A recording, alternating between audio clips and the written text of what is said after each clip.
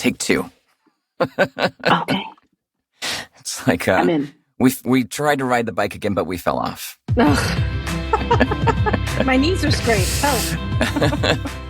Today is Tuesday, February 8th, 2022. This is the Producers Happy Hour.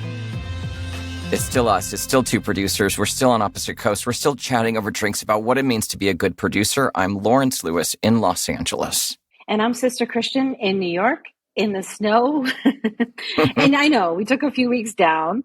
It took a little bit to get into the year. It started off like everybody was very excited to work, and it's just like crazy right now. But we're back to talk about everything affecting us and our community and all y'all. And we still want to hear from you, so please join the conversation. Producershappyhourgroup.com or email us at producershappyhour@gmail.com. Send us your questions, comments, your ideas for the show, anything you want to talk about. And don't forget to rate us on Apple Podcasts or wherever you listen to your podcast, because it makes, science things happen in your computer where all of a sudden we show up on somebody who needs us and, algorithms. It's very complicated. Algorithms exist to spread the love. Exactly. And we still love having office hours with you. So we believe in mentorship and sharing information in this business. So if you are new to the industry or you're stuck somewhere in your career and would like to chat, hit us up. Same email address, producershappyhour@gmail.com, and let us know you would like to have office hours with us. Yes. All right. So come clean, sister. Are you drinking today? I am not today. Today I have a LaCroix. I know how boring that is, but it just, it's actually morning time for me right now because of all the work we've been doing. So we both have a LaCroix. My dry January is lingering into February just because I feel so good. Oh, exactly. I'm going to continue it. And I shouldn't say dry. I should say moist, damp. I've had a glass of wine here and there. But yeah, so cheers to your LaCroix. Shout out to Tara Dolak over the moist, just so you know. So, well, that's good. How are you doing? I know that you, we spoke about this in January. I know that you had dry January. So how are you feeling? I'm feeling great. So like I said, it's been really refreshing.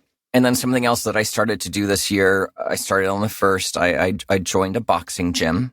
And yes. How's that going? It's been amazing. And I have to link back to all of our conversations about mental health and how much physical activity, how much I need it. And I forgot. I stopped going to gyms over the past 2 years, even 3, because 2019 was such a busy year for me. I was never even home. I was always on a plane 3-4 times a month. And so there was no way I could ever be consistent at a gym. And I kind of forgot about it. And then the 2 years and the pandemic and then all the anxiety from jobs and just getting back and really working hard and changing up my diet and not drinking so much. It's been a really great thing that's helped me a lot with my mental health and my personal well-being. Sounds rewarding, It's been very rewarding. How about you? I know, like you said, we came back, but then we disappeared for a little while. We've not been consistent with our audience, which is like the biggest no-no of a podcast or social media or whatever. But here we are. What have you been doing? What have you learned? Tell us everything. Okay, so everyone's sitting down. I'm kidding. I feel the same because I traveled all through the pandemic, basically, and I'm still splitting coasts, New York and LA. And I feel like that doesn't give, to you, or me, the ability to have a routine. Right. Right. And so you wind up not choosing yourself. You wind up eating every meal from a restaurant. Not being able to cook for yourself. You're always hitting somebody in a hotel bar for, the crew's in the bar. Let's, or whatever it may be, we wind up not choosing ourselves. Right. So things are okay. I feel like I believe it was January 2nd was the Monday, like the first was on a Sunday, Yeah. January 2nd was a Monday. And I can't tell you how many client emails that I received that day. Oh, And we were not even back into the office until that Friday because we had worked up and, we'd worked on Christmas Eve. Right. yeah. And so, and it's been nonstop like that the entire time. But what I've been noticing is in myself, I've lost the desire or the ability to care. Mm-hmm. Mm-hmm. About full boat honesty here. Yeah. Right. To care on anything. And that goes to, what I'm choosing to eat, whether I'm choosing to drink or not, whether I've dropped a lot of things. Like I've paid attention to, and this could be a little hint out there for a few of you. I've just paid attention to making all of my emails a little bit more direct. Instead of a lot of flowery language at the beginning about hope you're well, all that shit. Because in the end, I'm noticing from everybody that nobody wants that right now. And I feel like it's a bigger thing about in my own little polling that I've spoken to, all the people that I've spoken to, we're in this February slump right now. Mm-hmm. And it's like, so we started off the year like, get back to work, get back to work, get back to work. Did that. And then we, the people who do New Year's resolutions or try to change their life, that happened in January, whether you succeeded or not, it doesn't matter. You still tried. And then we're right now in February and it's like, well, fuck, is this how it's going to be? Like this gangbuster thing that we had after the holidays, we all took a little moment. And then now, is this how it's going to be? We've lived with COVID for 2 years. So here's my mental health going off the rails. We've lived with COVID for 2 years. We're still having to fight for any kind of money to get tested, right? And then, so now people want more, even more for less. They don't understand why they can't get it for less. So every conversation is about money, which nobody wants to talk about money. So those are fun. And it's taking a toll on my ability my diplomacy is taking a hit. Yeah. Interesting. And I don't like that so much. I know I've never used that as a tool. I've never used losing it as a tool. I don't think, panic, as we've talked about before, is not something that you want to instill or have on a set in order to get shit done. You don't need to. So panic is not something I use. And I'm always as diplomatic as I can be given the situation, always. But I'm even losing that art right now because of what I feel is on the client's end pretending that they've never heard this before. That shit I'm just over with. Yeah. So I want to say,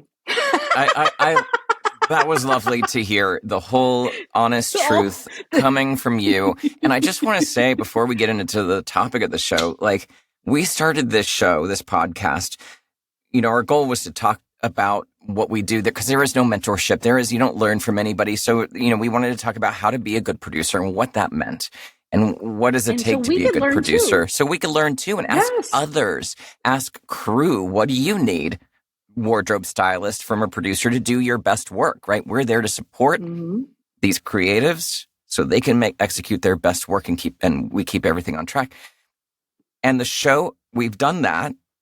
And then through the years, of course, we started right when COVID happened. The show grew into so much more behind the scenes of what it is to be a producer and the mental gymnastics that we kind of go through and that we have to endure and we have to honor it, acknowledge to be able to put these massive projects together in very specific ways. Under duress is what I feel like. And under duress. It's under duress. Yeah.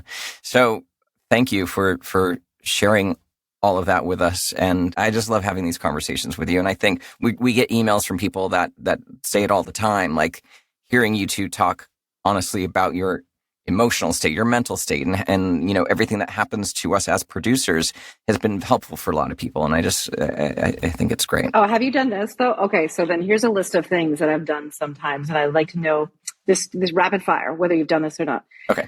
Like been on a Zoom and we're all on mute these days. Like I started off as like, oh, I think you're on mute. Now it's just like, you're on fucking mute. Yeah, come like on, learn. Somebody trying to talk, right? Yeah. So I will turn my camera off and I'll scream and then come back. Have you done that? The other thing I'll do is like, not. Okay, or sometimes I will turn my camera off and go, are you fucking, like, just like, get it all out. Are you fucking kidding me? Am I doing this fucking again? And then I come back in and I'm like, no, of course. I understand where you're coming from, but we've definitely had this conversation before. Yeah, it's just, I've been getting through it and it's not been great. So we're all done. We're all done. The one Zoom tip that I learned that I think was really helpful, especially during the early part of the pandemic, was, you have a coffee mug, right? You blow on it. So that way everyone thinks you're drinking tea, not wine.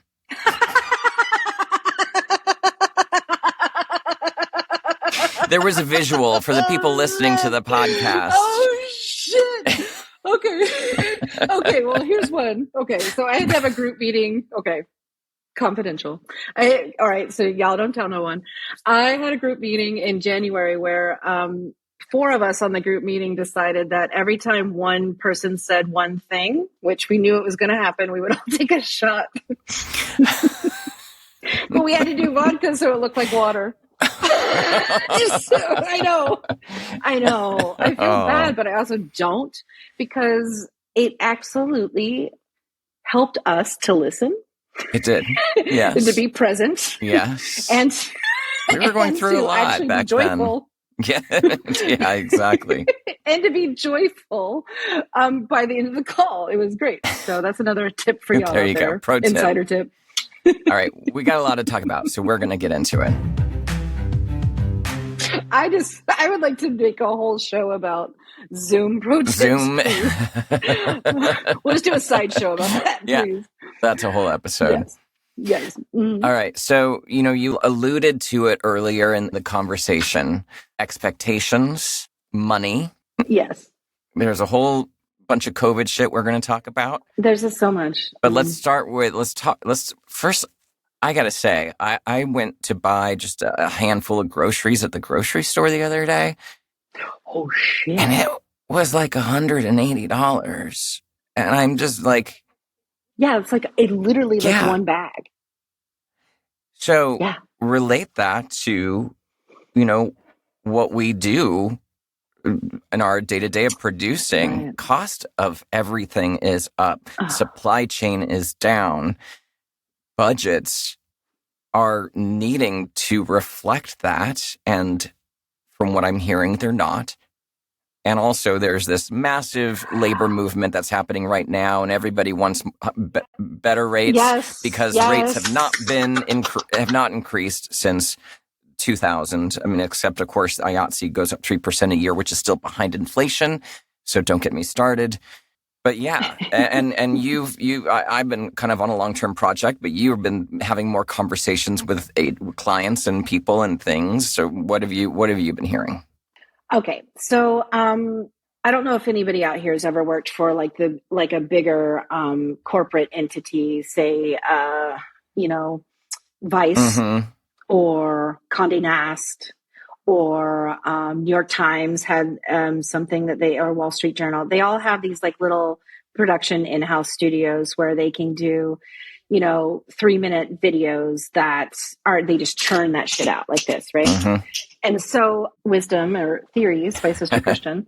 So all of that, leading up to even something like BuzzFeed, up until like 2018, 2019, were all like this thing that was happening. And I think that in part too of this, in addition to that, there's all the streaming services that have a special contract and they can do things cheaper too, because they're just streaming. Lo and behold, they're full on movie and television studios. They're studios. Yeah. Let's not turn our eyes to that. Mm-hmm. Coming out of this, the demand, as we know, for content is huge. People are watching all kinds of shit, scrolling all day long on their phones. That the thought that you can do a job for, let's say, like just a quick little send a DP down, a couple cameras, do an interview, $5,000. Mm-hmm. Those days are long gone. But that's what I'm beginning to hear this year is like this, oh, we can do it for cheaper, blah, blah, blah, blah, blah. Like all this. No, we can't because there's testing, but also we can't. There's this huge, massive labor movement going on right now. Yeah. People who might have been willing to do, let's say, 600 for 12, and I'm quoting 5 years ago. Yeah. 600 for 12, and I'm a gaffer, but I can also do some downloading. I know a guy in New York, his name's Rob. Fantastic sound guy. He can also do some Bloom Key. I don't know if you heard of him or not, but Rob also did a little work as a DIT before he became a sound guy. So sometimes, like people like him were willing to pay him more to do 2 jobs. Now it's as if it's expected. Now somebody comes on set, they have to do 3 jobs, and they only want to pay them $600 instead of like $750. It's insane what I'm being asked now. And I'm just not sure that it's worth it. Oh, I know it's not worth it. I turn all that stuff down. Yeah. But who's doing it? They keep asking. I don't know. Like, who are we finding to do that? People are doing it. I know this phrase is so overused, but it really, it's the race to the bottom. Oh, yeah. Fast, good, or cheap. Yeah. Right. All 3, please. This all happened in the music video era. You used to be able to have a career doing music videos, and I saw it happen. And I was like, oh, one day this is going to happen to commercials. Oh, yeah. And, we're seeing it. It's no longer commercials, it's content, right? It's not like commercials, it's content. Yeah, it's content. Commercials are like proper union commercials. They're still out there. They're, obviously you can't do that kind of stuff on those. But not a lot of them. No, there's still a lot of them. Well, I mean, but not a lot that used to have the budgets that they have. Oh, now no. Every single one of them is a fucking fight to the bottom. Every single one is a fight. Yes. So even at that level, there's still a fight. Have you noticed this too, that sometimes the person that you're fighting is the EP of the company that you're working at versus the client? Which is just ridiculous. Yeah, so it's almost as if the EP's on the client side pushing you to do something that instead of it being like an ethical situation. I'm not calling out any other company, or I'm not saying anybody in particular. No. I'm just saying I've had that experience before. I've had that experience before, and I know, we've spoken about this organization, Stand With Production. Right? And that's the grassroots organization that's leading the charge to better the working conditions for production people in the commercial world. And I know they've come out with kind of like new terms and conditions and new rates. An increase in rate because we're way behind. We haven't had a raise since 2000. Mm-hmm. Then there's other kind of things of like overtime and penalties and weekend penalties and all that. That's working conditions. It's like, I don't want the overtime. I don't want the money. I just don't want to work 12, 14 hours a day every single day until the shoot day, weekends included. Maybe you're not a team player or budget friendly. Maybe I'm not a team player. I got to pick myself up by my bootstraps. You're certainly not budget friendly. Exactly. But I know from just hearing conversations within the organization, I know a lot of EPs were taken aback and felt they were the ones being asked to pony up the money. Right. Because there shouldn't be a conflict between EPs and producers. We're all on the same side. We should be going to the ad agencies, who should then be going to the clients and just saying, yeah, you know what? It's over. Things cost more. $180 for a bag of, greens and groceries and, maybe one little thing of ground beef. I don't know. What's going on? Let's compare it to a conversation that we've had, or you and I specifically, because of the type of producers we are, to a conversation we've had before with, say, our gaffer.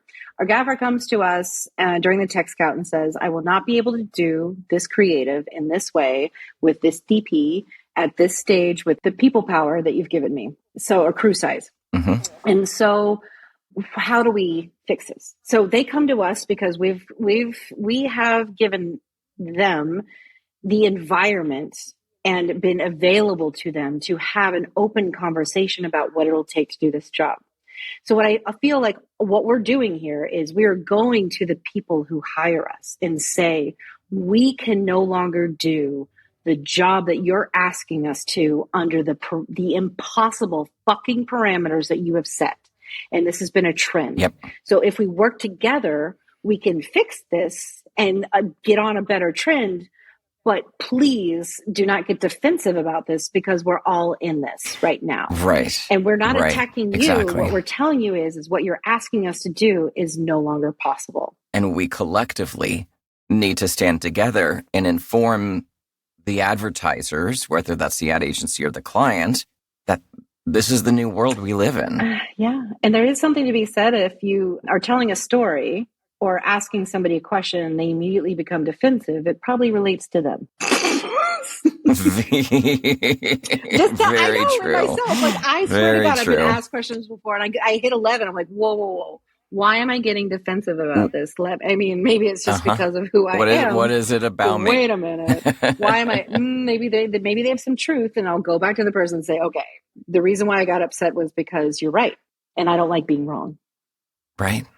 Yeah. And so I feel like that's where we're at right now. It's like, what do you always turn that gaffer and go, no, you have to do it for this. It's like, well, wait a second. You don't. So the gaffer could quit. No. Like, no. They're there because they're a professional trying to explain to you what they're doing. The tools they need. Mm-hmm. Right? How to be a good producer. Yep. Gear. How to be a good producer. See, it all still points back to our original show concept. And all I'm saying is stop friggin' bidding $500 a day for craft service. It is going to be more. Cost consultants. Do you hear? Do cost consultants buy groceries? I think they probably do. They should understand. You know what? You and I. Okay. Well, how's this for an idea? I would love feedback on this from y'all. I would like to know, what if we started a cost consultant business where we actually go to the cost consultant companies and take them out on sets and explain everything to them so that they have a good idea of what goes on, and then they can come back and advise all the people, right? Why don't we have a cost consulting business?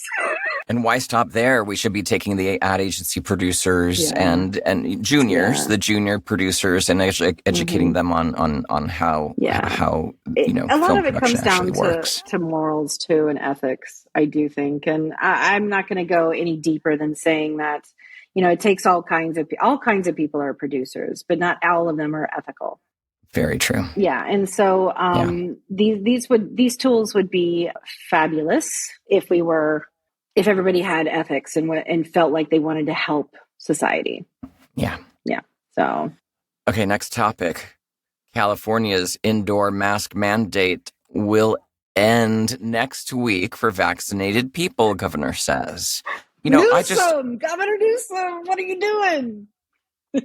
My hope, I haven't read the article. We're going to link it in the show notes. I'm hope it's based on science. We've been saying this all along for 2 years. Follow the science, follow the science.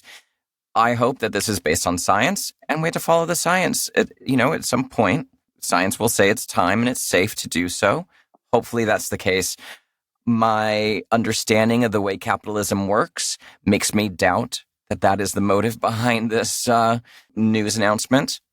But I have to read the article and I'll graze it here and see what it says. Just to, it's basically based on 80% of Californians are vaccinated. Mm-hmm. So after that, I feel like it's like after that, it's only the mandate goes out for anybody who you don't have to wear a mask indoors if you're vaccinated. But that's, more of on the honor system. So let's just say there's not going to be masks in public area. Like nobody's going to be doing it. So then that goes on. Yeah. And so what does that affect? How does that affect our sets? Which it doesn't really. Like we can, to your point, we can still mandate things on our sets because, or client based. Above and beyond whatever local. Mm-hmm. Yeah, exactly. Above and beyond local legislation. Yes. But I do think that pushback from some of the crew will become real apparent after next week. Yep. A lot of, and then where do we go from there? So, and then is testing going to go next? So if the mask mandate's going, then what about testing? And there's been conversation about that. There has been, I think, and Hollywood Reporter, I think they're a little under fire because they put out a guest writer editorial piece, not a journalist, who wrote this thing about ending testing on sets, but they didn't label it as editorial. And so it looked like actual journalism but it wasn't. Talking about ending testing on sets. A little in the quagmire there, but yeah, there is a conversation about ending it because we are kind of the only industry that is still doing it. I want to go back to this article before we move on to that, though. The California Department of Public Health said in a press release Monday, which was yesterday, the state is continuing to work with education, public health, and community leaders to update masking requirements at schools to adapt to changing conditions and ensure the safety of kids, teachers, and staff. Additional adjustments to the state's policies will be shared in the coming week. So this may not affect schools. We don't really know. They're going to talk about that a little bit later. But less than 20% of the state's population remains unvaccinated, according to data from the health department. Yeah. Interesting. Well, we'll see. We'll see how it goes. So here's another quagmire for you, if I may. So, when we first started this COVID stuff, it added 20 to 30% to budgets. Then we were asked to make it fit into the budget. So now, once those COVID costs are removed from budgets, is it going to mean that we've lost money? Interesting. I saw your face there, but now my brain is already going, okay, so that $20,000 that we had that we were making work for COVID costs, now that that's gone, are we going to be turning in budgets 20 grand less? Yeah, it's like 20 grand. Well, depending on the size of the job, yeah. I mean, of course, if we don't have COVID costs, we should not be passing that along. Don't get me wrong, but we were asked to cut in so many other areas to fit that money in. Now that money needs to come back to us, but I don't think it's going to.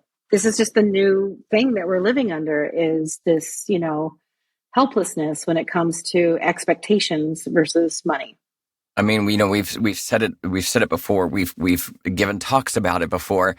It through several things that happened in the early 2000s, the SAG strike, a lot of things happened, the 2008 economic collapse, a lot of things happened where all of a sudden we had to figure out how to do stuff non-union or cheaper. Yes. In those early years of 2000. And we've never gone back. Never. So anytime there's been a way to do something cheaper, it doesn't go back. You just don't.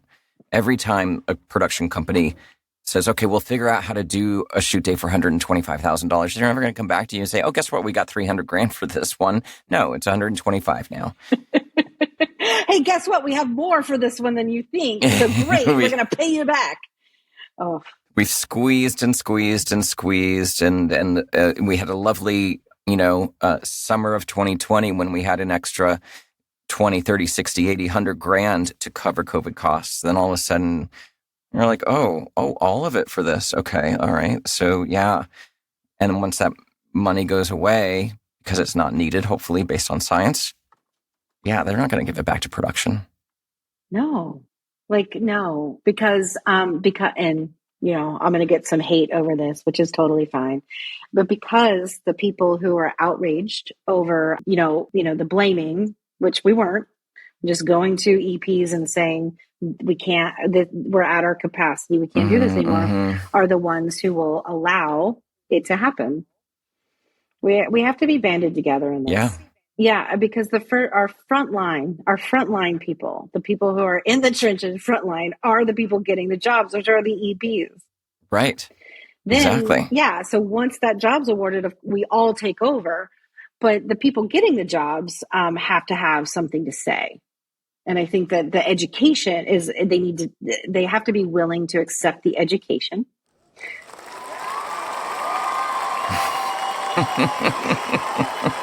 What? Round of applause. Did you hear that? Right. Sister. Okay, sorry, I got to end it. Yeah, you're right. I mean, that's where it starts, and that's where it needs to stop. Yeah, and I've found this often with people in general, that we have to find how they connect to it. And because, often people don't believe what you're saying unless they've had a similar experience. So finding how we can connect this feeling to the people who, whether they came up through the ranks or whether they matriculated into the amazing position that they have, it doesn't matter. It's what is the thing that's going to make them believe that this is it this time, because it is. That's just for your use of the word matriculated. That was amazing. Thank you. I got a few more 50-cent words, but I'll say them. I love it. And so, yeah. And this still all points back to how to be a better producer, like understanding stuff like that. Nuances. Nuances and how we talk to people, how we maneuver through situations in this massive responsibility of assembling huge teams to execute very specific, very specialized skills collectively on time and on budget. With a shitload of personalities. It takes all that understanding to be able to do this. It does. Yeah. I also think that we're seeing a shift change in the age of EPs. Yeah. Yeah. Uh-huh. And I'm not saying necessarily that the younger ones are better, because this is all they've known. I'm saying this is going to be a multifaceted assault, and assault's probably the wrong word, but like campaign. It's going to be a multifaceted campaign, and in a bilateral way, in order to get get the majority of people that we can understanding that this is not sustainable. Ooh, a second. You are so right. I'm just here for I'm right. Producers Happy Hour was created with the help of Christopher Daniels, who is a branding and design specialist. He also created our logo and branding. And Kyle Puccia is a music composer for commercials, film, and TV. He created the show music. This episode is edited by Eric Beals. Thanks for listening. And we're back next week. Or maybe the week after that. We'll see. We're going to talk about a schedule. We'll talk about a schedule. Send us your voice recordings or your emails to producershappyhour@gmail.com. Christian, how do people get a hold of you directly? SisterChristianProduces.com. And Lawrence, if they want you, how can they get you? 2 ways. voiceoflawrence.com for my voiceover, lawrencetLewis.com for producing. Ooh. Bye. See you.